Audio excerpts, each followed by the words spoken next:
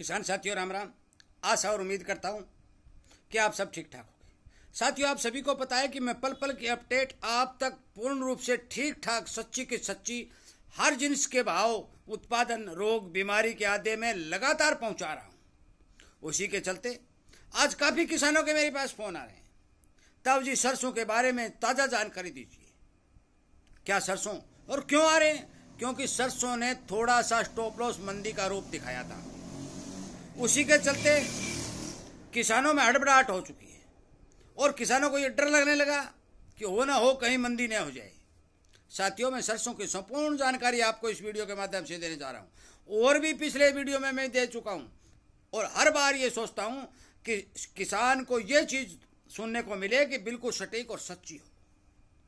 साथियों, ये बात एक मैं आपको स्पष्ट तौर पर पहले कह चुका हूं कि स्टोरी मुनाफा वसूली के चलते अपनी सरसों बाजार में सेल करेंगे, क्योंकि 5500 वाली सरसों यदि भाई 7.5 बिकेगी तो अगला 2000 का मुनाफा लेगा। सरकार भी सेल करेगी। तेलों का बाहर से आयात करने की बहुत ज्यादा कोशिश, सब काम दाम दंड भेद सारे के सारे अपनाए जाएंगे।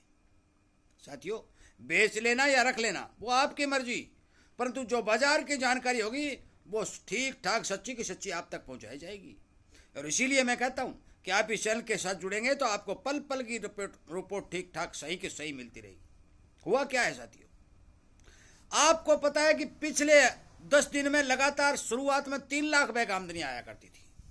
3 लाख से 3.25 लाख हुई, 3.5 हुई, 4.25 हुई और फिर 4 लाख बैग की आमदनी मैंने आपको बाजार के अंदर बताई। भरतपुर मंडी के अंदर 20-20 हजार कट्टों की आमदनी भी मैंने आपको बताई और वीडियो भी जो बना बनाकर आपको दिए और ग्रुप में डाले कि ये भरतपुर मंडी के ट्रैक्टर भर भर के लगातार आ रहे हैं। वो ट्रैक्टर अकेले किसानों के नहीं थे, वो कुछ व्यापारियों के भी थे, कुछ किसानों के भी थे। आवक का दबाव बना और बाजार धड़ाम 200 रुपये टूट गया। परंतु अब हुआ क्या है साथियों, बाजार आज फिर से 150 रुपये उठ चुका है। आज सलोनी 8175 रुपए तक के भाव बोले जा रहे हैं।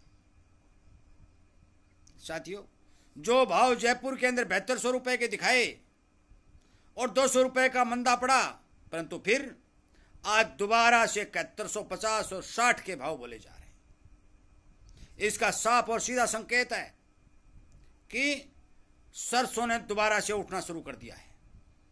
साथियों, मैं ये नहीं कहता एक तरफा तेजी बनेगी, मैं ये बार बार आपको बता देना चाहता हूं बाजार में अनेक उतार चढ़ाव आएंगे। हो सकता है आगे क्या भाव मिले उस बात का पता नहीं चलता, क्योंकि जो मैंने पिछले वीडियो में टारगेट दिए थे वो टारगेट क्लियरिटी पूरे हो चुके हैं। क्योंकि सरसों जब सब निकल रही थी उस टाइम भी मैंने ये बात कही थी कि सरसों की भरपूर कमी देखी जाएगी और बाजार के अंदर तेजी चलेगी, क्योंकि सरसों की बिजाई 30 और 35% घट चुकी है। मैंने कोने कोने से किसानों से रिपोर्ट लेकर आपको बताई थी। आज जो रिपोर्ट निकल के आई है, विकास जी जैन जयपुर से, जो मैं बता रहा हूं, बहुत किसान हितैषी काम कर रहे हैं। उन्होंने मेरे को बताया कि अब मौके पर आज की आमदनियां बहुत ज्यादा घटने के समाचार मिल रहे हैं। भाई, यदि बाजार में मंदी दिखाई देती तो आमदनी क्यों घटती? हर आदमी अपना माल सेल करके मुनाफा कमाने की कोशिश करता, परंतु आमदनियां बढ़ी नहीं है, आमदनियां घटने के समाचार मिल रहे हैं। यह बात सोचने वाली है। साथियों, आप सबको मैं इस बारे सावधान और सचेत कर देना चाहता हूं कि अब की बार मैंने बार बार आपको बोला है कि सरसों सुपर कमोडिटी बनने का दम रखती है। यदि इस बार नहीं तो कभी नहीं। वो कहते हैं ना, राजनीति में ये नारा लगाते हैं, अब के वो कहते हैं अभी नहीं तो कभी नहीं। ये सिचुएशन अब की बार सरसों में दिखाई दे सकती है। इस बार ये मैंने एक बात कही थी कि आप दूरबीन लगाकर इसके ऊपर नजर रखें। सरकार क्या फैसला लेती है? अभी मौके पर सरकार ने 10 दिन में कोई फैसला नहीं लिया, चुप बैठी है, कान पर हाथ धर के बैठी है, क्योंकि उसके पास 14 लाख टन माल है। भाई, 2 सड़के में निकल जाएगा और 2 सड़के में निकल जाएगा तो फिर हाथ में झूंझना बेशक ले लेना, क्योंकि किसान ने मंदे भाव में सरकार को माल दिया ही नहीं। हाँ, औने पौने दाम में स्टोरियों ने माल जरूर लिया, और स्टोरियों ने जो माल लिया वो कमजोर स्टोरी थे, साथियों वो थोड़ी तेजी आते ही निकल गए, वो बाहर हो गए, परंतु मजबूत स्टोरिया अभी तक इसके अंदर मौजूद है। जो ही कोई बड़ा स्टोरिया माल काटता है, सरसों के भाव को 150 रुपए का झटका लगता है और वो स्टोरिया दोबारा से भी माल लेने की कोशिश करता है, क्योंकि भारी भरकम पैसा कमाने के बाद लालच एक ऐसी चीज है, कहते हैं ना लालच बुरी बला है। जब जेब में पैसा ज्यादा आ जाता है तो वो दोबारा से सरसों खरीद करने की कोशिश करता है, और यही कहानी आज दिखाई दे रही है कि आज सरसों 2 दिन डाउन चलने के बाद फिर एकदम उठने की पुरजोर कोशिश करता हुआ दिखाई दे रहा है। साथियों, इस बारी नजर रखना, पल पल की जानकारी लेना, अपने माल को बाजार के ऊपर पूर्ण से नजर रखकर बेचना, यह सब आपकी जिम्मेवारी है। मेरी जिम्मेवारी है आपको पल पल की अपडेट देना। मेरी जिम्मेवारी है सरकार क्या फैसला लेती है वो बताना, बाहर से कितना माल आ रहा है वो बताना। टोटली, अरे भाई चीन और कनाडा की लड़ाई होगी और उनका सिस्टम बिगड़ गया, तो सरसों खड़ी की जो डिमांड थी वो चीन ने भारत के साथ सेट कर दी। और मैं ये पहले बता भी चुका हूं भी, पिछले 3 महीने के अंदर, तिमाही बोलते हैं उसको, 3 महीने के अंदर जो सरसों खड़ी 7-8 हजार टन जा रही थी, भाई 2 लाख टन के लगभग गई है। और चीन कोई पागल देश नहीं है, आप समझ रहे हो। उसने 6 कंपनियों को जो लाइसेंस दिए हैं सरसों खड़ी के लिए, वो कोई मूर्खता में थोड़ी दिए हैं, उनकी डिमांड है। और यदि उनकी डिमांड, ये भी मैं एक वीडियो में बता चुका हूं भी, सरसों खली का व्यापार 7 और 8 लाख टन का है, यदि चीन से सही सिस्टम में बैठता है तो 7 और 8 लाख टन सरसों खड़ी भारी भरकम जो चीन को जाएगा, तो भाई सरसों को मंदा कौन दिखाएगा भाई। ये बात सोचने वाली है साथी।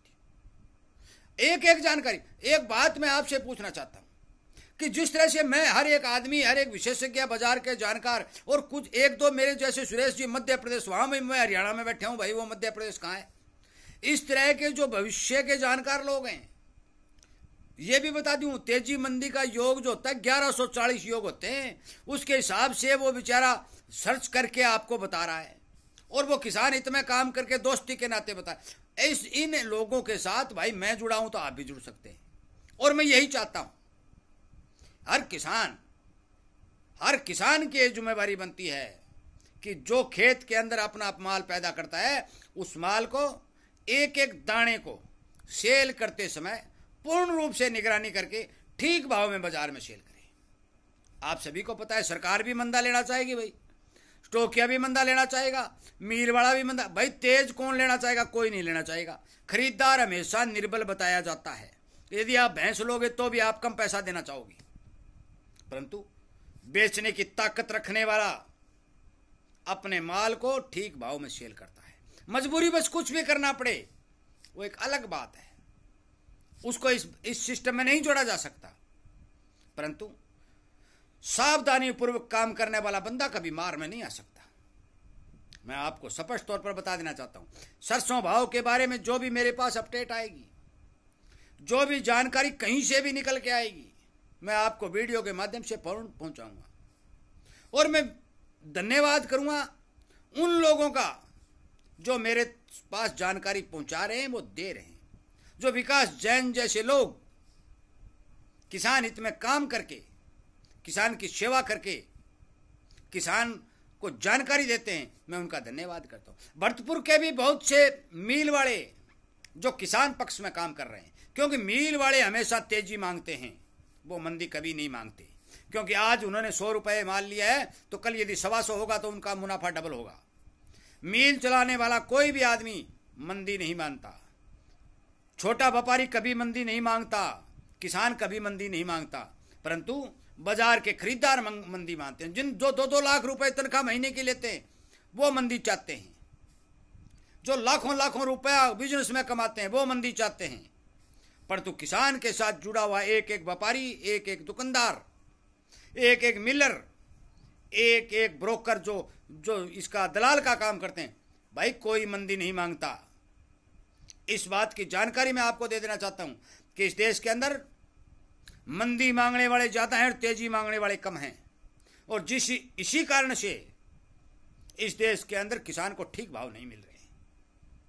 इस जनसंख्या को बढ़ाने के लिए हमें पुरजोर मेहनत करनी पड़ेगी और तेजी मांगने वालों का साथ देकर सहयोग करके हमारे संगठन को बढ़ाकर हमारे अनाज का ठीक भाव सुनिश्चित करने के लिए सरकार को मजबूर करना पड़ेगा। मेरे इस वीडियो को ज्यादा से ज्यादा किसानों तक शेयर करके उन्हें जगाने और जागरूक करने का काम करें। और साथियों, इस चैनल के साथ जुड़ करके संगठन बना करके मैं सभी छोटे व्यापारियों, दुकानदारों, मिल वालों से यह बात कह देना चाहता हूं कि आप इस कुंभकर्ण की नींद सोई हुई सरकार को जगाने के लिए इस चैनल के साथ जुड़ करके मेरे इस वीडियो को सरकार तक पहुंचाने की कोशिश करें और सरकार को यह स्पष्ट कहें कि एक तराजू के दो पलड़े होते हैं, एक में खरीदार बैठा है, एक में बिकवाड़ बैठा है। आप आज खरीदार के ऊपर फोकस रखे बात कर रहे हो, नीतियां बना रहे हो, बिकवाड़ के ऊपर नहीं। इसलिए कृपया करके दोनों तराजुओं को बराबर करिए, खरीदार को भी लाभ दीजिए और बिकवाड़ को भी लाभ दीजिए, ताकि इस देश के सिस्टम को सुधारा जा सके। साथियों, आज जो भी नीतियां बनाई जा रही हैं, आज तक जो नीतियां बनी कंज्यूमर के पक्ष में बनी, और जिस कारण मैं आपको बता देना चाहता हूं कि जो भावों के अंदर किसानों को लगातार मार पड़ रही है, सबसे बड़ा कारण यह है कि सरकार की नीति है कि सरकार विदेशों से सामान मंगाकर खेत देश में होल्ड करके सस्ते भाव में कंज्यूमर को दे रही है और देश के किसान को दे। अरे भाई, शीर्षम के जो मिल चलाने वाले भरतपुर के बड़े बड़े कारोबारी, उनको भी पिछले दिनों बहुत ज्यादा नुकसान हुआ। और वो नुकसान किस कारण हुआ? वो सरकार की नीतियों के कारण हुआ, भाव में मंदे के कारण हुआ, क्योंकि विदेशों से तेल मंगवा करके देश में भंडार खड़ा कर दिया गया और देश के मिलर को नुकसान पहुंचाया गया। साथियों, मैं मोटी मोटी बातें आपको बता दी और इसी तरह की जानकारी इस चैनल के ऊपर लगातार दे रहा हूं, आपकी आवाज उठा रहा हूं, परंतु आपके साथ की जरूरत है। अकेला चना फाड़ नहीं फोड़ सकता, संगठन कुछ भी कर सकता है। मेरे वीडियो पर ध्यान दें, विचार करें। यदि मेरी बातें सच्ची और सही हैं तो इस चैनल को सब्सक्राइब करके इन वीडियो को ज़्यादा से ज़्यादा शेयर करें। मुझे बाजार से जो अनुमानित जानकारी मिल रही है, अनुमानित, मैं ये नहीं कह रहा पक्की, अनुमानित जानकारी मिल रही है, अब की बार सरसों सुपर कमोडिटी बनने की जानकारी 100% मिल रही है। वीडियो सुनने के लिए, लाइक और शेयर करने के लिए आप सभी का धन्यवाद करते हुए इस वीडियो को विराम देता हूँ। और जरूर ये मैं उम्मीद करता हूं कि आप इस बारे ध्यान देंगे और संगठन को बढ़ा करके मेरी इन बातों पर पल जन जन तक पहुंचाने का काम करेंगे। जय हिंद।